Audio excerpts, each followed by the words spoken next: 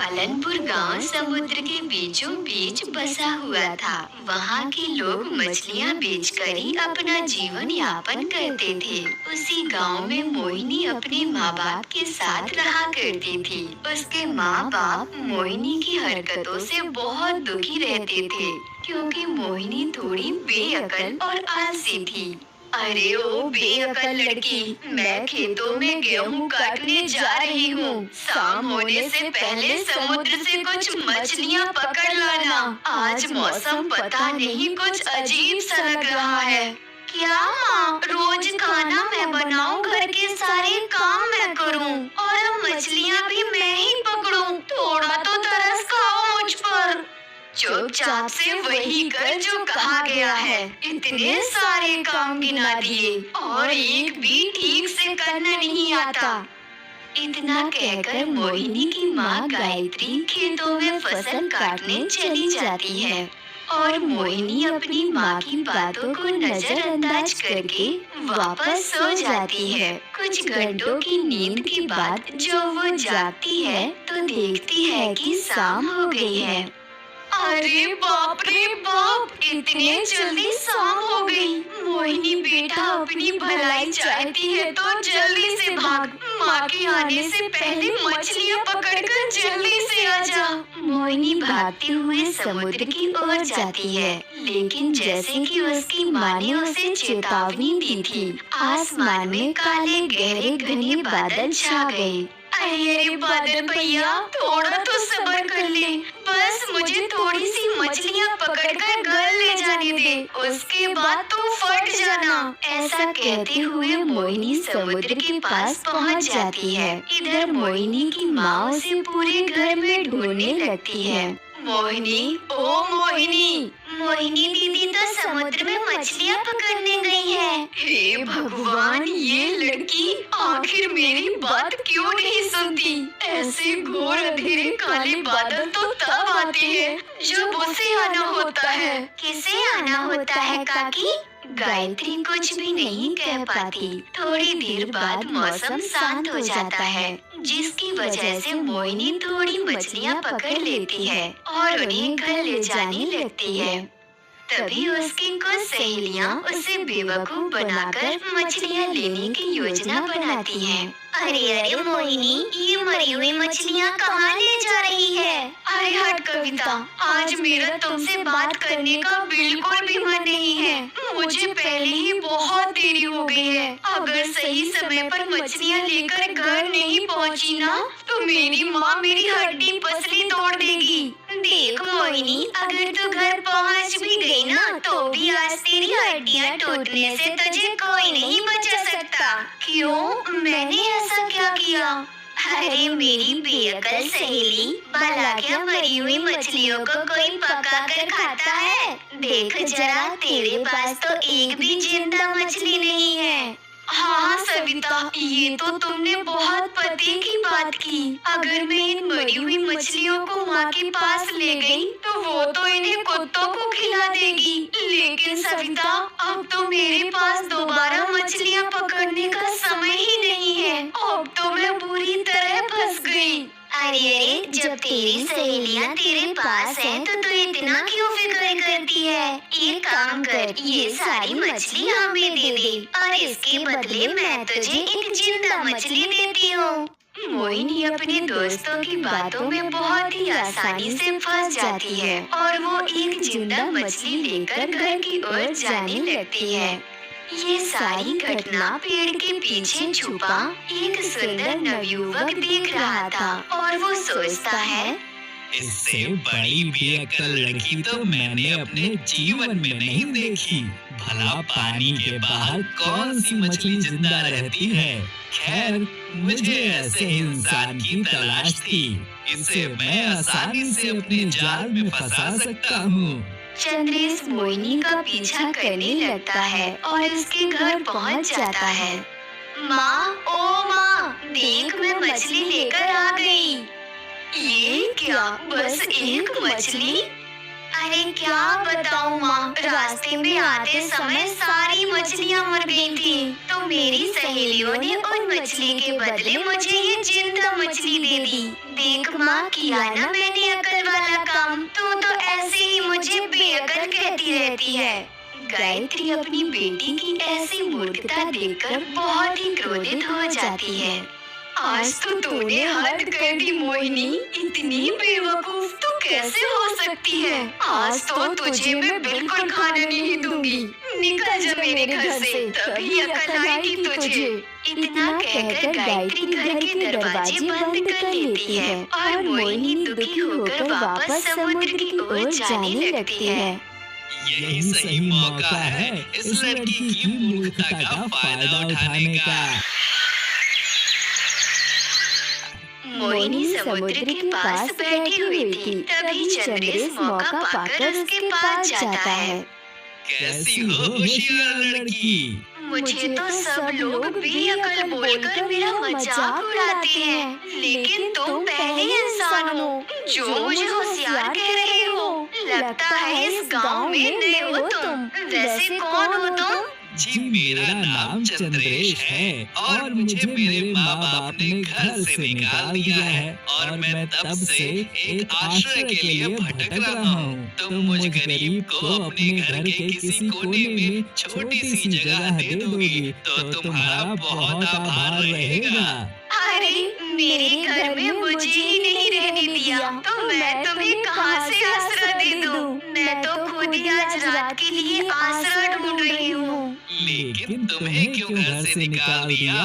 फिर मोहिनी उसे सारी बातें बताती है। चंद्रेश को तो पहले से ही ये सब मालूम था, इसीलिए उसने पहले से ही एक पेड़ के पीछे टोकरी में मछलियाँ रखी हुई थी। वो पेड़ के पास जाता है और मछलियों से भरी टोकरी उसके सामने रख देता है। मोहिनी ये देखकर खुश हो जाती है। अरे वाह वाह चंद्रेश, तुम तो कमाल के इंसान हो। तुमने तो मेरी सारी समस्या दूर ही कर दी। अब मैं माँ को ये सारी मछलियाँ दे दूंगी, जिससे वो यकीन कर लेगी कि उनकी बेटी बेअकल नहीं है।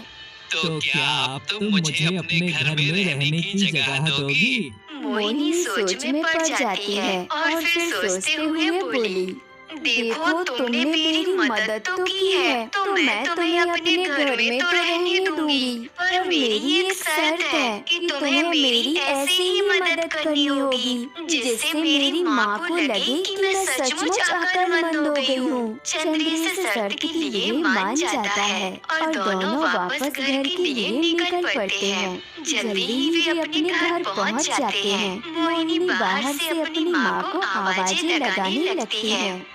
गायत्री जैसे ही दरवाजे खोलती है तो देखती है मोहिनी के साथ एक सुंदर नवयुवक है। मोहिनी अपनी माँ को सारी घटना के बारे में बताती है। माँ जी, मैं बहुत मुश्किलों का मारा हूँ। कृपया करके बस थोड़े दिनों तक मुझे अपने घर में रहने दो। इसके बदले आप जो बोलेंगी मैं वो करूँगा। गायत्री उसकी बेबसी देखकर अपने घर में रहने के लिए जगह दे देती है। कुछ महीने बीत जाते हैं और चंद्रेश पूरे परिवार के साथ घुल मिल चुका था और गायत्री भी उसे बहुत पसंद करने लगी थी। एक दिन सेठ के यहाँ पर काम करने वाली महिला एक खबर लेकर मोहिनी के घर आती है। अरे ओ मोहिनी बेटा, तुझे कल सेठ जी ने अपनी हवेली में बुलाया है। हवेली का नाम सुनते ही चंद्रेश गुस्से से तिलमिला उठता है। उस महिला के जाते ही चंद्रेश मोहिनी के साथ हवेली में जाने की तरकीबें सोचने लगता है। रात में मौका पाते ही चंद्रेश गायत्री के पास जाकर कहता है, माँ जी, आपको तो मालूम है हमारी मोहिनी कितनी मूर्ख है और सेठ तो बहुत ही चतुर आदमी है। कहीं उसने कोई ऊंच नीच की तो हमारी मोहिनी की तो बड़ी बदनामी होगी। मोहिनी तो बहुत ही आसानी से उसके जाल में फंस जाएगी। अगर आप कहो तो कल मैं मोहिनी के साथ हवेली में चला जाऊंगा। गायत्री को भी चंद्रेश की बातें सही लगती हैं और वो उसकी बात मान जाती है। अगले दिन दोनों सेठ की हवेली के लिए निकल पड़ते हैं। जैसे जैसे चंद्रेश उस हवेली के पास जा रहा था, वैसे ही उसका गुस्सा आग की लपटों की तरह भड़कने लगता है। मोहिनी जब उसे देखती है तो चिंतित होकर पूछती है, चंद्रेश, अभी तो तुम बिल्कुल ठीक थे, अचानक तुम्हें क्या हुआ? चंद्रेश उसे कोई जवाब नहीं देता। थोड़ी देर चलने के बाद वो हवेली में पहुंच जाते हैं। मोहिनी सेठ से मिलने भीतर चली जाती है और चंद्रेश बाहर रुककर हवेली को गौर से देखने लगता है, मानो कि उसे किसी चीज की तलाश हो। सुनो मोहिनी, मेरा बेटा विलायत से पढ़कर आया है और कल उसका 25वां जन्मदिन है और इस खुशी में मैंने पूरे गांव को दावत दी है, इसलिए तुम मुझे कल 80 किलो ताजा मछली लाकर दे देना। तभी उसका बेटा राजेश वहाँ आता है। मोहिनी की नजर जैसे ही राजेश पर पड़ती है तो वो बस उसे घूरते ही रह जाती है। तभी राजेश अपने पिता से कहता है, लेकिन पिताजी, इतनी सारी मछली कौन खाएगा? ऐसे जीवों की हत्या करना तो पाप है। हाँ सेठ जी, राजेश जी एकदम सही कह रहे हैं। ये तो कभी कोई गलत बात कह ही नहीं सकते। इधर चंद्रेश घूमते घूमते हवेली के अंतिम छोर पर आ जाता है। तभी अचानक उसे कुछ दिखता है और उसकी आंखें चमक उठती हैं। वो जल्दी से भागकर उसी ओर जाता है, लेकिन तभी एक धमाका होता है और चंद्रेश अपने असली रूप में आकर मीलों दूर जाकर गिरता है। कहीं किसी ने मुझे देखा तो नहीं? चंद्रेश खुद को पेड़ों के पीछे छुपा लेता है। जिस चीज की तलाश मैं इतने सालों से कर रहा हूँ वो मेरे सामने है और मैं इसे छू भी नहीं सकता। अगर इस नायाब रत्न जड़ित अद्भुत पेड़ के फूलों को सही समय पर नागलोक नहीं ले गया तो मेरी माँ हमेशा के लिए मुझसे दूर हो जाएगी। चंद्रेश एक इच्छाधारी नाग था जो अपनी माँ को बचाने और अपने पिता के हत्यारे को मारने यहाँ आया था और इसके लिए उसने मोहिनी जैसी मूर्ख लड़की का सहारा लिया। थोड़ी देर बाद मोहिनी हवेली से बाहर आती है और वो चंद्रेश को ढूंढने लगती है। चंद्रेश जल्दी से अपने जख्मों को छुपाता है और उसके पास जाता है। कहीं मोहिनी ने मुझे मेरे असली रूप में तो नहीं देख लिया? ऐसा हुआ तो मैं उसे ही मार दूंगा। अरे तुम यहाँ हो, मैं तुम्हें कब से ढूंढ रही हूँ चंद्रेश। तुम्हें पता है आज मैंने राजेश को पूरे 15 साल बाद देखा। तो मैं क्या करूं? तुम मुझे बस ये बताओ कि सेठ जी ने तुम्हें अंदर क्यों बुलाया था? फिर मोहिनी चंद्रेश को सारी बात बताती है। अच्छा, तो मोहिनी ने मेरा असली रूप नहीं देखा। और फिर वो दोनों घर की ओर निकल जाते हैं। चंद्रेश रास्ते भर उन फूलों को पाने की तरकीब सोचता रहता है जो उसने सेठ के बगीचे में देखे थे। मोहिनी, चंद्रेश, तुम दोनों ठीक हो ना? हाँ माँ, हम तो बिल्कुल ठीक हैं। लेकिन आप इतनी घबराई क्यों हैं? अरे यहाँ सेठ के बगीचे में कोई सांप आया था, इसीलिए सेठ ने वहाँ की सुरक्षा को और भी बढ़ा दिया है। तो इसमें क्या बड़ी बात है माँ? सांप तो हर जगह होते हैं और वो पेड़ों के बीच नहीं रहेंगे तो क्या हमारे साथ इस घर में रहेंगे? इसमें सुरक्षा बढ़ाने की भला क्या जरूरत थी? मोहिनी, तुम उस सेठ से दूर ही रहना। उसने बहुत से सांपों के परिवार उजाड़े हैं और उसका कोई ना कोई दुश्मन उससे एक दिन जरूर बदला लेगा। माँ, ओ माँ, आज मुझे पूरे 80 किलो मछली पकड़नी है। आज शाम को मेरे राजेश का जन्मदिन है। मैं समुद्र में मछलियाँ पकड़ने जा रही हूँ। इतना कहकर मोहिनी खुशी खुशी मछलियाँ पकड़ने चली जाती है। शाम को सारे गांव वाले सेठ की हवेली में राजेश के जन्मदिन की दावत का लुत्फ उठा रहे थे। तभी सेठ एक ऐलान करता है। सुनो गाँव वालों, मेरा बेटा आज 25 वर्ष का हो चुका है और मैं उसके विवाह के लिए एक उत्तम लड़की को ढूंढ रहा हूँ और मेरी कुछ शर्तें हैं। ये सुनकर मोहिनी की आंखें चमक उठती है, क्योंकि वो भी राजेश को बचपन से प्यार करते थे। सेठ आगे अपनी शर्त को बताता है। मेरे विवाह के समय मेरे ससुर ने मुझसे सबसे नायाब और अद्भुत चीजों की मांग की थी और मैंने उन्हें वो चीजें लाकर भी दी थी। इसलिए उसी परंपरा को आगे बढ़ाते हुए मैं यहाँ ऐलान करता हूँ कि जो भी सबसे नायाब चीज को मेरे पास लेकर आएगा, मैं उसी को अपनी पुत्र वधू के रूप में स्वीकार करूँगा और उसका विवाह मैं अपने बेटे राजेश से करूँगा। ये सुन के मोहिनी बहुत ही खुश होती है। वो घर आकर अपनी माँ को ये सारी बातें बताती है। देख मोहिनी, मैंने तुझे कहा था ना, उस सेठ से दूर ही रहना। वो और उसके कारनामे किसी से छुपाए नहीं छुपे। वो खानदान तेरे लिए बिल्कुल भी सही नहीं है। मैं तेरी शादी वहाँ कभी नहीं होने दूंगी। लेकिन माँ, मैं राजेश को बचपन से पसंद करती हूँ और मैं उसी से विवाह करना चाहती हूँ। प्यार में बावली हो गई है तू। मैं तेरी शादी उससे कभी नहीं होने दूंगी। पता नहीं कब कौन से सांप उस सेठ से दुश्मनी निकालने के लिए तुझे ही खत्म कर दे। मोहिनी बेचारी अकेले घर से थोड़ी दूर आम के पेड़ के नीचे उदास होकर बैठ जाती है। ये सारी बातें चंद्रेश भी सुन लेता है। चंद्रेश को उस नायाब पेड़ के फूलों को पाने का रास्ता मिल जाता है। वो मोहिनी के पास आकर बोला, मोहिनी, तुम कहो तो मैं तुम्हें बता सकता हूँ कि राजेश को पाने के लिए तुम्हें कौन सी सबसे नायाब चीज को हासिल करना होगा। क्या सच में चंद्रेश, तुम्हें पता है क्या? मुझे जल्दी से बताओ ना। मैं वादा करती हूँ इस बारे में मैं किसी को नहीं बताऊंगी, अपनी माँ को भी नहीं, कसम से। मोहिनी, तुम्हें मालूम है कि सेठ ने उस बगीचे में इतना कड़ा पहरा क्यों लगाया है? क्योंकि वहीं पर सबसे नायाब चीज है। चंद्रेश उसे बताता है कि जब भी कोई साफ दिल का इंसान उस पेड़ को छूता है तो उस पेड़ की डाली डाली चमक उठती है और उसमें जो फूल लगते हैं उनके बीज किसी नागमणि से कम नहीं होते और नागमणि जैसी दिखने वाली हर चीज नायाब होती है।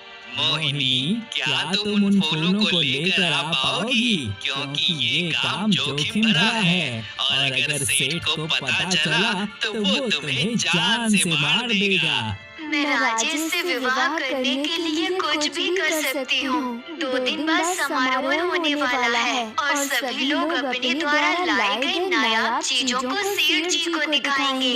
मैं भी तभी उन्हें वो नायाब रत्न जड़ित नागमणि जैसा बीज दिखाऊंगी और फिर राजेश मेरा होगा। तुम्हारा धन्यवाद चंद्रेश। ये सुन के चंद्रेश बहुत खुश होता है और वो खुशी खुशी सोने चला जाता है। आधी रात होते ही मोहिनी चुपके से सेठ के बगीचे में जाती है। वो सभी की नजरों से बचकर ठीक वैसा ही करती है जैसे उसे चंद्रेश ने करने को कहा था। वो फूलों की तेज चमक को छुपाने के लिए उन्हें कपड़े में बांध लेती है। तभी एक नौकर को कुछ गड़बड़ लगती है और वो बगीचे की ओर आने लगता है। मोहिनी डर जाती है और हड़बड़ी में अपनी ताबीज वहीं गिरा देती है। चंद्रेश बेसब्री से मोहिनी का इंतजार कर रहा था। कल पूर्णिमा है और आज रात ही मोहिनी को उन फूलों को लाना होगा, नहीं तो मैं अपनी माँ को जीवित नहीं कर पाऊंगा। मोहिनी जैसे ही घर आती है तो वो उसे अपने कमरे में ले जाती है। मोहिनी चंद्रेश को वो फूल दिखाती है। चंद्रेश उसे जैसे ही देखता है तो वो भावुक हो जाता है और उसे महसूस होता है कि मोहिनी कितनी साफ दिल की लड़की है। वो उस फूल की सारी पत्तियों को निकालकर उस नागमणि जैसे दिखने वाला नायाब बीज मोहिनी को देता है। मोहिनी बिना शोर किए चुपचाप उसे अपने कमरे में ले जाती है। मोहिनी, तुम्हारा बहुत बहुत शुक्रिया। अब मैं इन पत्तियों के रस की मदद से अपनी माँ को जीवित कर पाऊंगा। अब मेरा यहाँ से जाने का वक्त आ गया है। अलविदा प्यारी मोहिनी। इतना कहकर चंद्रेश अपने असली रूप में आकर नागलोक चला जाता है और मोहिनी सोचती है कि कल राजेश उसका हो जाएगा। अगली सुबह मोहिनी जल्दी से तैयार होकर सेठ की हवेली में पहुंच जाती है। सभी लड़कियां एक एक करके अपने द्वारा सभी कीमती चीजें सेठ जी के सामने रख देती हैं। जैसे ही मोहिनी की बारी आती है तो वो उस अद्भुत नागमणि जैसे दिखने वाले बीज को सबके सामने रख देती है। सारे गाँव वाले ये देखकर चौंक जाते हैं। अरे मोहिनी, तुझ जैसी बेअकल लड़की को आखिर इस नायाब चीज के बारे में बताया किसने? वो सब छोड़ो चाची, पहले ये बताओ कि ये है ना अब तक की सबसे नायाब चीज? सभी गांव वाले मोहिनी की हाँ में हाँ मिलाते हैं, लेकिन सेठ अपने बेटे का विवाह एक मछली पकड़ने वाली से नहीं कराना चाहता था। उसने कभी इसकी कल्पना ही नहीं की थी कि मोहिनी इस शर्त को जीतेगी। इससे पहले कि सेठ कुछ बोल पाता, मोहिनी राजेश से कहती है, राजेश, मैं तुम्हें बचपन से प्रेम करती हूँ और तुम्हें पाने के लिए मैं कुछ भी कर सकती हूँ। और देखो, ये शर्त मैंने जीत ली है। अब हम जल्दी ही विवाह करेंगे।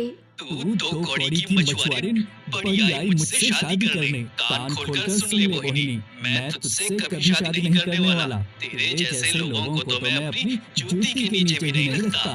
बड़ी आई बेअकल कहेगी। मोहिनी को राजेश की बातें अंदर तक तोड़ देती हैं। उसे आज तक बहुत लोगों ने बेअकल बोला था, लेकिन उसे कभी किसी ने इस तरह बेइज्जत नहीं किया था। मोहिनी का दिल बुरी तरह टूट जाता है। तभी कमला चाची राजेश से कहती है, ओहो, बड़ा आया हूर का परा। अगर तुझे शादी नहीं करनी थी तो ऐसे ही बोल देता अपने बाप से। फालतू में ये शर्त रखने की क्या जरूरत थी? हाँ सेठ जी, आपने जुबान दी थी, जो सबसे नायाब चीज लेकर आएगा उसी से ही राजेश की शादी होगी। तो अब कराओ मोहिनी से शादी। सेठ गांव वालों को कोई जवाब नहीं देता और वहाँ से राजेश को लेकर चला जाता है। मोहिनी भी उदास होकर घर आती है और बिना कुछ खाए पिए खटिए पर लेट जाती है। यहाँ हवेली में सेठ सोच रहा होता है, अगर मैंने अपनी शर्त पूरी नहीं की तो गांव वाले मेरी इज्जत नहीं करेंगे और फिर वो लोग मुझसे कैसे भी सवाल पूछ सकते हैं। लेकिन उस मछुआरिन से राजेश की शादी भी तो नहीं करा सकता। कोई ना कोई उपाय तो निकालना ही पड़ेगा, जिससे सांप भी मर जाए और लाठी भी ना टूटे। सेठ ये सब सोच रहा था कि तभी दो नौकर उसके पास आते हैं और उसे मोहिनी की ताबीज देते हैं। सेठ उस ताबीज को देखकर तुरंत समझ जाता है कि मोहिनी ने उसके बगीचे से वो फूल को चुराया है। सेठ तुरंत अपने आदमियों को मोहिनी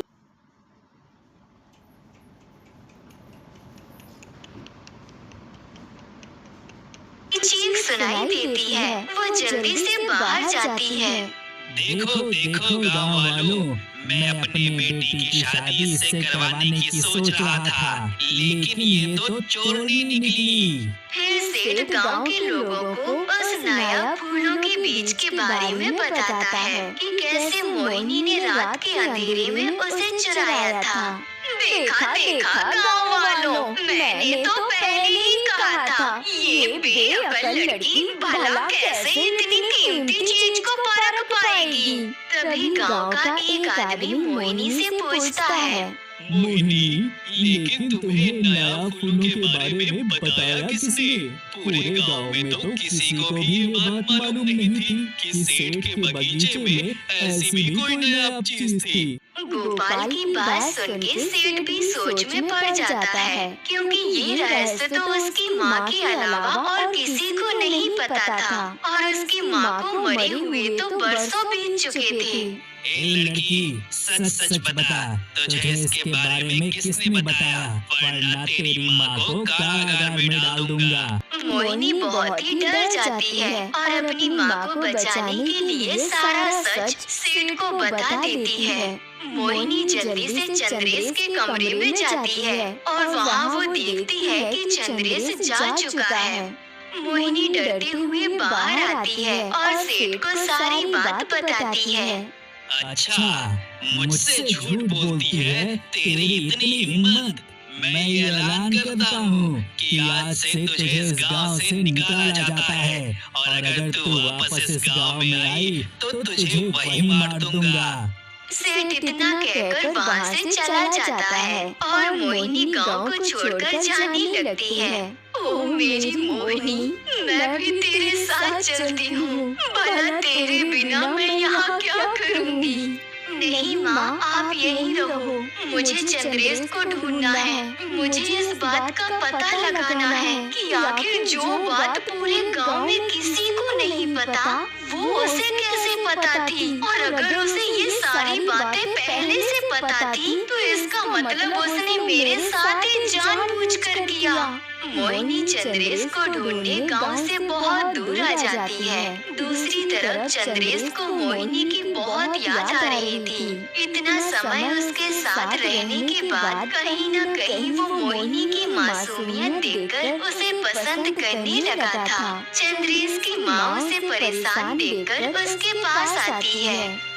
क्या हुआ चंद्रेश, तुम्हें कोई परेशानी है क्या? नहीं माँ, मैं ठीक हूँ। बस मोहिनी के बारे में सोच रहा था। कुछ ही दिनों में उसकी शादी सेठ के लड़के से होने वाली है। तो तुम इतने चिंतित क्यों हो? चंद्रेश अपने एहसास को और नहीं दबा सकता था, इसीलिए वो अपनी माँ को सब कुछ बता देता है। लेकिन माँ, मोहिनी मुझसे प्यार नहीं करती। नहीं चंद्रेश, तुम एक नाग हो और वो एक इंसान। तुम्हें उस लड़की को भूलना होगा। मैं जल्दी तुम्हारी शादी अपनी पसंद से करवा दूंगी।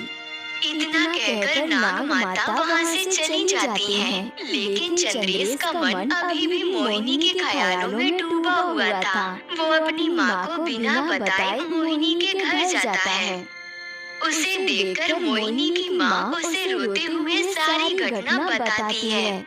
गायत्री ने 2 दिनों से कुछ नहीं खाया था, इसीलिए वो बेहोश होकर गिर पड़ती है। चंद्रेश गायत्री के लिए समुद्र से कुछ मछलियाँ पकड़ने जाता है। तभी गांव की एक औरत चंद्रेश को देखकर पहचान लेती है और वो तुरंत सेठ के पास जाकर ये सारी बातें बताती है। ओ सेठ जी, वो लड़की एकदम सही कह रही थी। मैंने अभी अभी मोहिनी के घर पर एक लड़के को देखा। आप जल्दी से जाइए, इससे पहले कि वो भाग जाए। सेठ ये सुनकर तिलमिला उठता है और वो अपने सिपाहियों को मोहिनी के घर जाने का आदेश देता है। सिपाही जब मोहिनी के घर जाते हैं तो उन्हें चंद्रेश नहीं दिखता, इसलिए वो लोग गायत्री को पकड़कर सेठ के यहाँ पर ले आते हैं और सेठ गायत्री को कारागार में बंद करवा देता है। यहाँ चंद्रेश थोड़ी देर बाद घर जाता है, पर वहाँ गायत्री को ना देखकर वो समझ जाता है कि कुछ गड़बड़ है।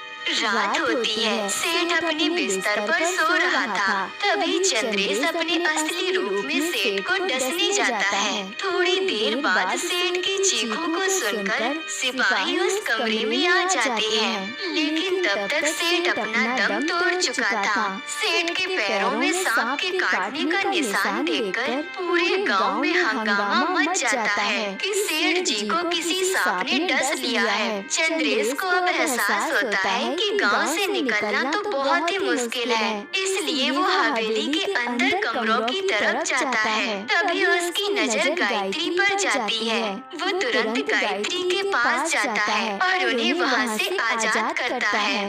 गायत्री माँ, आप ठीक हो? चलो जल्दी से घर चलते हैं। सेठ को किसी सांप ने काट लिया है और वो मर चुका है।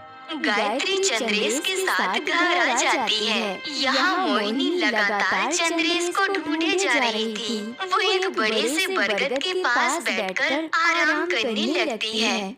चंद्रेश, मेरी बेटी को ढूंढकर मेरे पास ले आओ। आज से मैं कभी उसे बेअकल नहीं कहूँगी। वो जैसे भी थी मेरी बेटी थी। तो सेठ मर चुका है, अब उसकी जान को किसी का भी कोई खतरा नहीं है।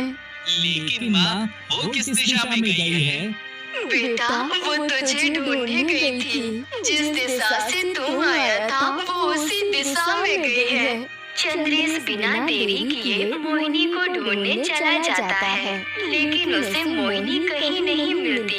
थक हार कर वो अपने घर की दिशा की ओर जाने लगता है। तभी उसकी नजर बरगद के पास सोती हुई मोहिनी पर पड़ती है। चंद्रेश की आंखें चमक उठती हैं। वो जल्दी से मोहिनी के पास जाता है। चंद्रेश की आहट सुनकर मोहिनी की नींद टूट जाती है। चंद्रेश, अच्छा हुआ तुम मुझे यही मिल गई। अब चुपचाप मुझे बताओ कि तुम्हें उन फूलों के बारे में कैसे पता चला। मुझे सब कुछ सच सच बताओ चंद्रेश। चंद्रेश मोहिनी को सब कुछ सच सच बता देता है। ये सुनकर मोहिनी को तो मानो सदमा लग जाता है। वो डरते डरते कहती है, तो तुम यहाँ मुझे बचाने आए थे? हाँ, अगर तुम मुझे अपने जीवन साथी के रूप में स्वीकार करो तो मैं अपनी सारी शक्तियाँ त्याग कर तुम्हारे साथ एक मछुआरा बनकर पूरी जिंदगी भर साथ रहूंगा।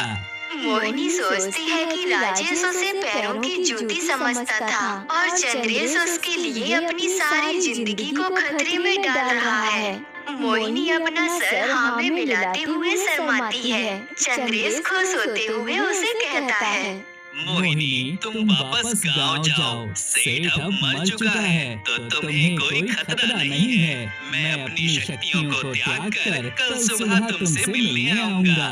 मोहिनी ठीक वैसा ही करती है जैसा कि चंद्रेश ने उसे कहा था। वो अपने गांव के लिए निकल जाती है। घंटों चलने के बाद वो अपने घर पहुंच जाती है।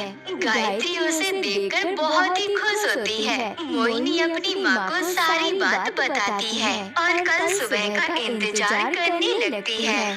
अगली सुबह मोहिनी बहुत ही खुश थी। आज चंद्रेश आने वाला था, अब तक क्यों नहीं आया? माँ, अब तक तो उसे आ जाना चाहिए था, वो क्यों नहीं आया?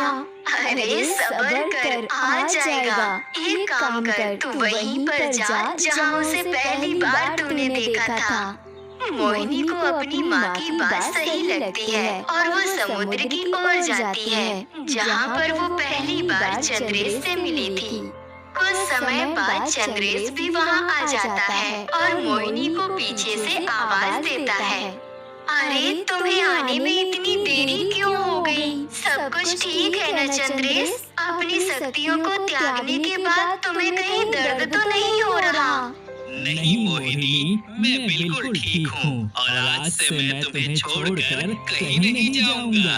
फिर दोनों घर आते हैं और ऐसे उनका छोटा सा परिवार खुशी से रहने लगता है। और चंद्रेश इंसानी जिंदगी पाकर बहुत ही खुश था और वो अपनी माँ का धन्यवाद करता है कि उन्होंने उसके प्यार को समझा।